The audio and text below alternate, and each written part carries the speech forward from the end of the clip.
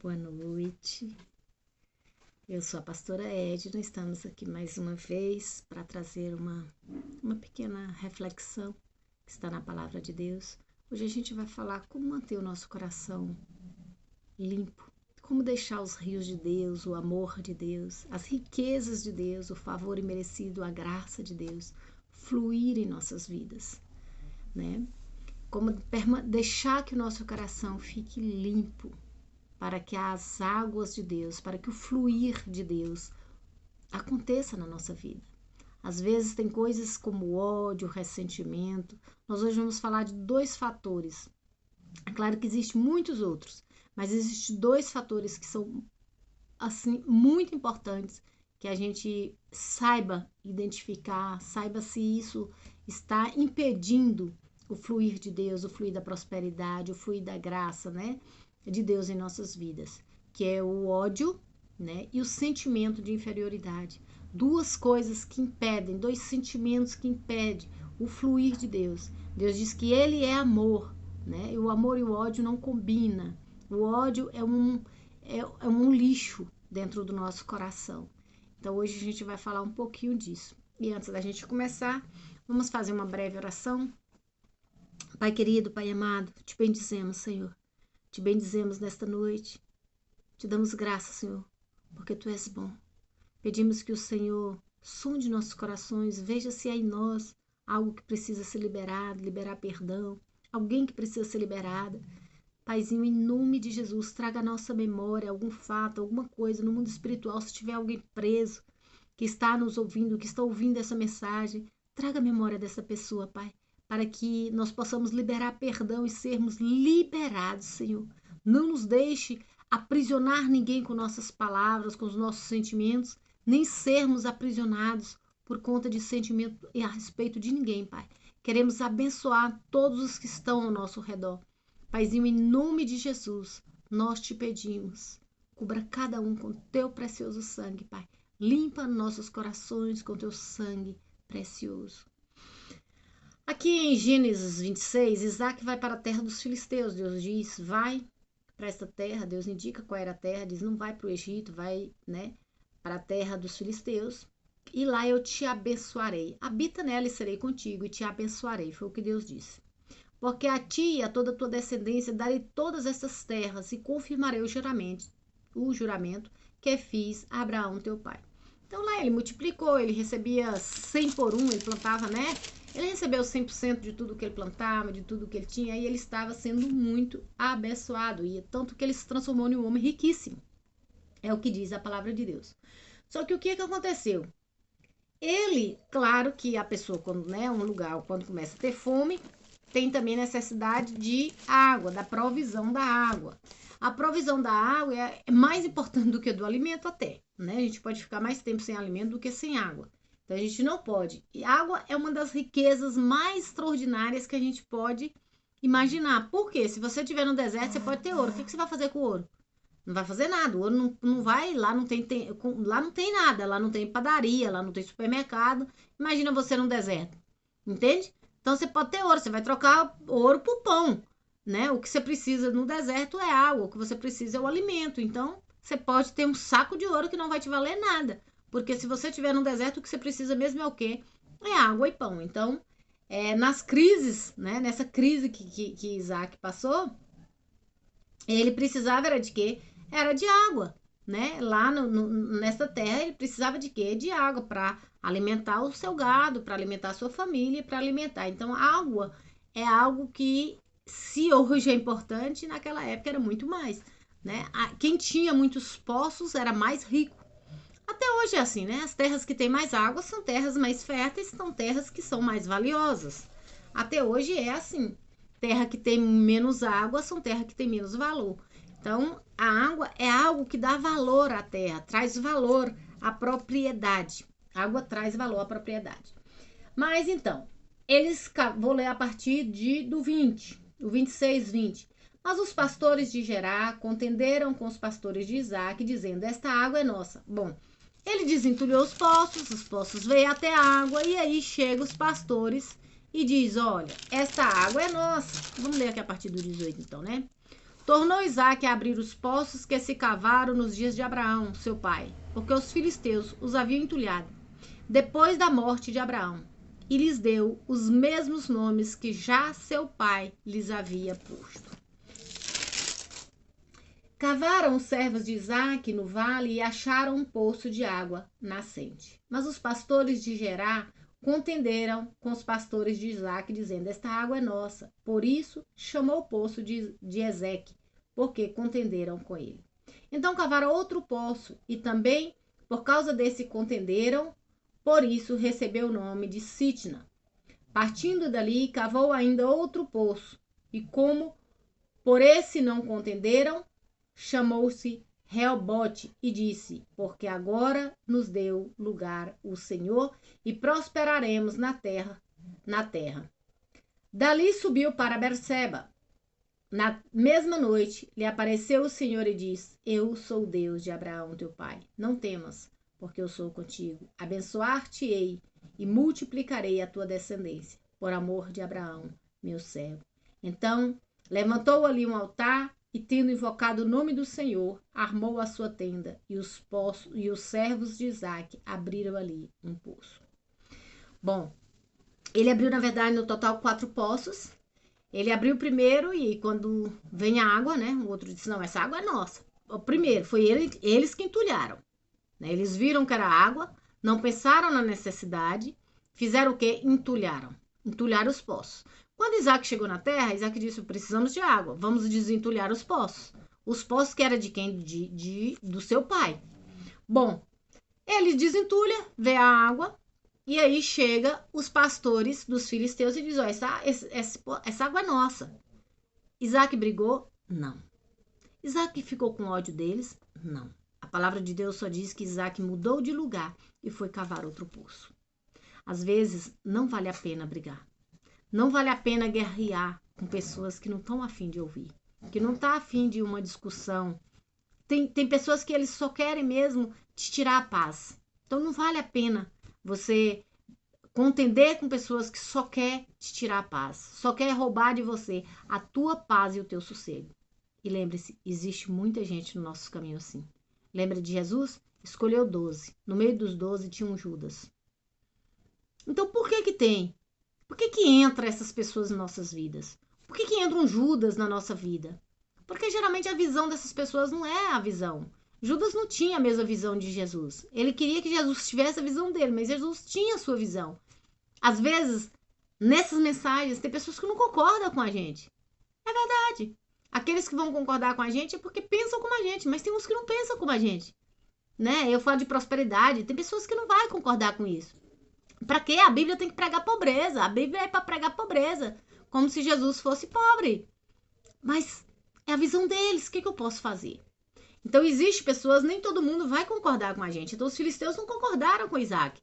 E eles queriam mesmo lutar com Isaque. Eles queriam mesmo brigar com Isaque. Mas o que Isaque fez? Nada. Ele saiu do lugar. Vamos procurar um outro lugar. Então, no primeiro, no segundo, quando chega no quarto, Deus aparece para ele. Quando ele cava o terceiro, Deus aparece para ele. E o que Deus diz? Na mesma noite ele apareceu, quando ele já tinha cavado o quarto. Ele cavou Reobote, depois Berseba. E prosperamos na terra. Dali subiu para Berseba. Berseba ele abriu outro. Na mesma noite lhe apareceu o Senhor e disse: eu sou o Deus de Abraão teu pai. Não temas, porque eu sou contigo, abençoar-te-ei e multiplicarei a tua descendência, por amor de Abraão, teu servo. Porque Deus viu que o coração dele não estava sujo. Ele não sentiu ódio, então fluiu.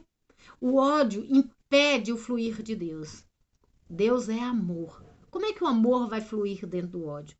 Como é que o amor flui junto com o ódio? Se você sente ódio de alguém, porque alguém te percebe, comece a dizer: eu abençoo. Eu abençoo o corpo, eu abençoo a alma, eu abençoo o espírito dessa pessoa. Eu amo essa pessoa. Eu amo essa pessoa, eu abençoo essa pessoa. Pode ser a pessoa que está te perseguindo, pode ser uma pessoa que fala mal, pode ser uma pessoa que tem mentido para você. Comece a repetir isso para você. Eu abençoo essa pessoa. Eu abençoo essa pessoa. Porque enquanto você deixar o ódio entrar no seu coração, é você que está sendo destruído. É você. É como você pegar um carvão para jogar em alguém, a primeira pessoa que se suja é você. Então o ódio é alguma coisa assim, é como se você vai pegar um carvão para jogar em alguém. Quando você pensa em jogar em alguém, você já está com as mãos sujas, você já está com o corpo sujo, seu rosto já está mudado. Você já se sujou antes de jogar no outro. Então essa questão do ódio é algo muito sério em nossas vidas. Não é uma brincadeira. Deus é amor e Deus não flui, o amor de Deus não flui, as riquezas de Deus não fluem no ódio, no ressentimento, né? E um dos outros sentimentos que não vai fluir é o sentimento de inferioridade. Nesse caso aqui, os filisteus tinham o quê? Inveja. Muita gente vai ter inveja de você. Não se preocupe com os invejosos. Quanto mais alto você estiver subindo, mais pessoas vão invejar de você. Porque pessoas vão querer o seu lugar. Porque eles não sabem fazer o que você faz. Mas porque eles também não param para ouvir. Não param. Tem pessoas que não querem aprender. Bom seria se todos aprendessem. Bom seria. Porque tem para todo mundo. Não precisa ninguém invejar ninguém. Tem para todo mundo. Nós não precisamos invejar de ninguém. Nosso Pai tem riqueza para todos nós. Ele quer os seus filhos abençoados. Ele só não quer para quem não quer. Ele só não dá para quem não quer. O Espírito de Deus, que é rico, já habita dentro de nós. A riqueza já está dentro de nós. Que é o poder de Deus, é o próprio Deus dentro de nós. Isso já é a maior riqueza que nós temos. É ter discernimento. É conhecer a palavra de Deus. É saber que o fluir de Deus, que onde a gente toca, que o que a gente faz vai fluir, porque Deus está conosco. Onde nós fizermos e o que nós fizermos vai fluir. Creia nisso, meu irmão. Creia nisso. Eu posso dizer para você que eu fui uma pessoa extremamente fracassada. Fracassada financeiramente. Hoje, quando eu falo de finanças, eu não falo de finanças porque eu falo de finanças porque Deus falou comigo. Deus disse para mim, muitas pessoas irão melhorar de vida através da tua vida, com os teus ensinamentos. E eu creio nisso. É por isso que eu ensino isso. E eu sei que enquanto a pessoa estiver com o coração cheio de ódio, o fluir de Deus, as riquezas, a prosperidade, as bênçãos de Deus, não pode manifestar na vida da pessoa. Ela precisa tirar esse lixo, ela precisa abençoar essas pessoas para que esse lixo saia de dentro dela. Quando esse lixo saiu, Deus vai fluir, as riquezas de Deus fluem. No nosso canal tem ensinamentos sobre como você prosperar. A prosperidade é uma bênção para todo mundo, tem bênção para todos. Tem água para todo mundo. Tem água para todo mundo. Se outros cavassem ali, teria também poços para outros. Amém? Creia nisso. Deus tem bênção para você.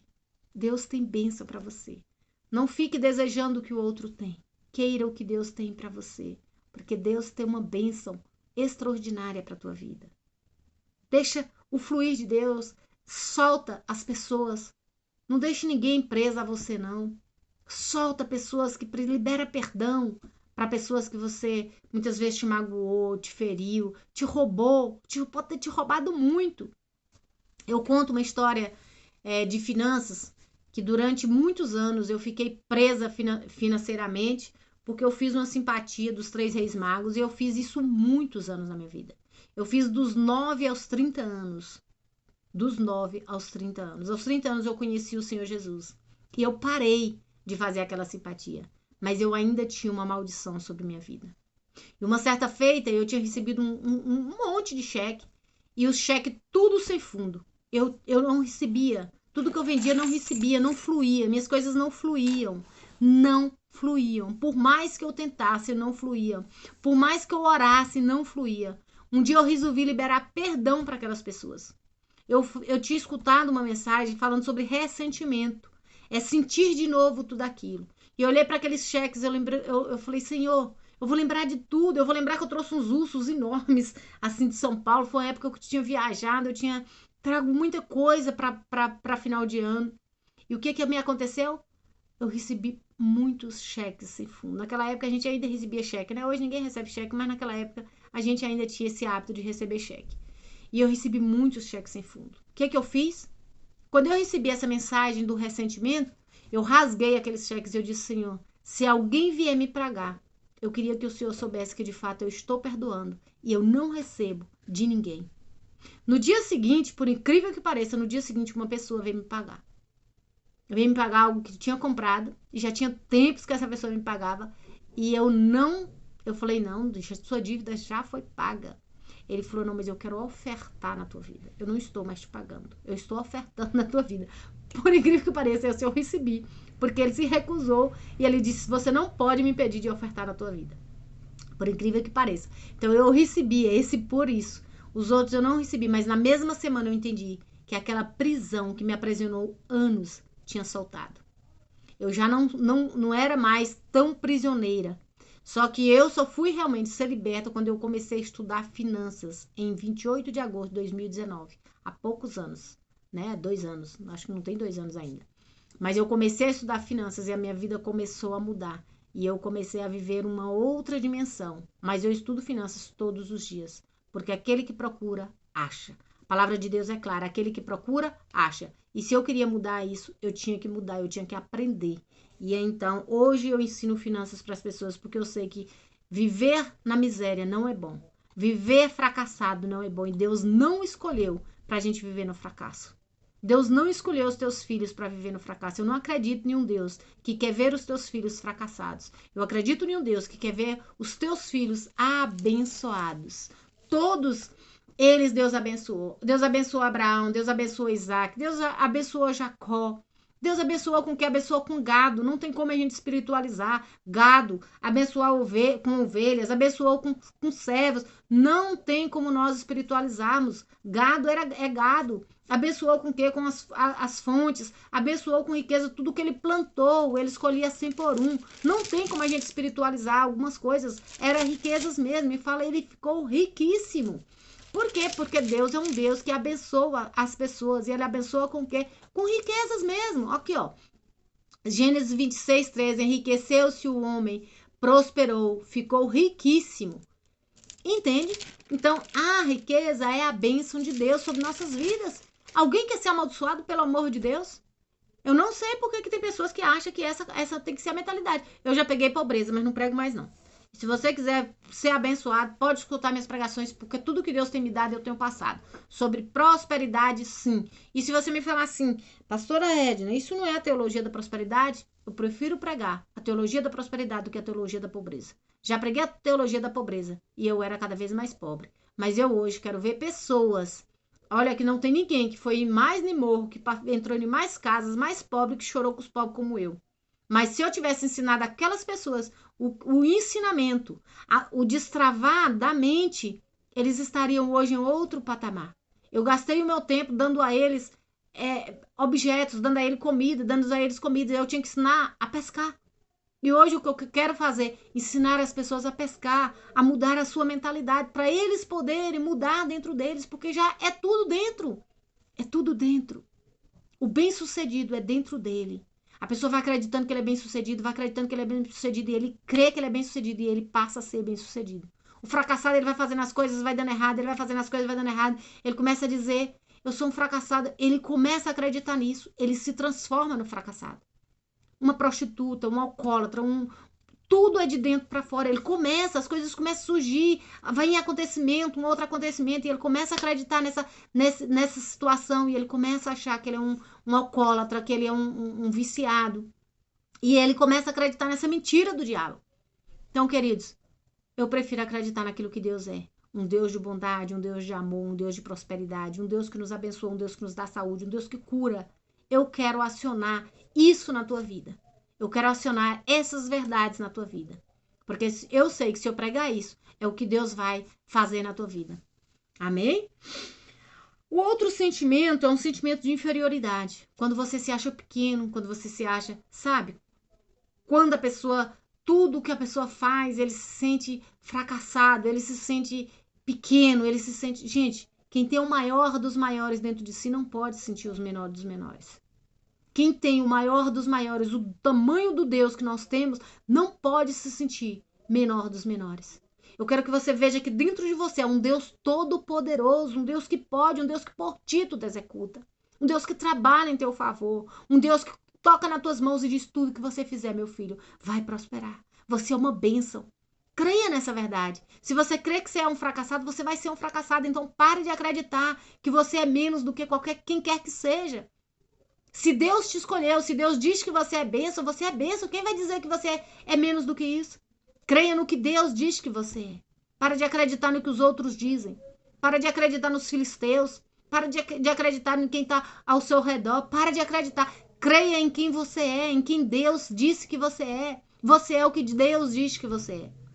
Você não é o que as pessoas dizem que você é, não. Você é o que Deus diz que você é. E você precisa crer em você mesmo. Se você não crer em você mesmo, quem vai acreditar em você? Do jeito que você se vê, é o que você é. Se você se vê um coitadinho, você vai ser um coitadinho. Se você se vitimizar, tudo é a culpa disso, é a culpa de fulano, de ciclano, de beltrano. Você é vítima de tudo. Não. Você não é vítima de nada, não. Você é alguém que pode mudar a tua história. Você é alguém que pode fazer as coisas acontecer.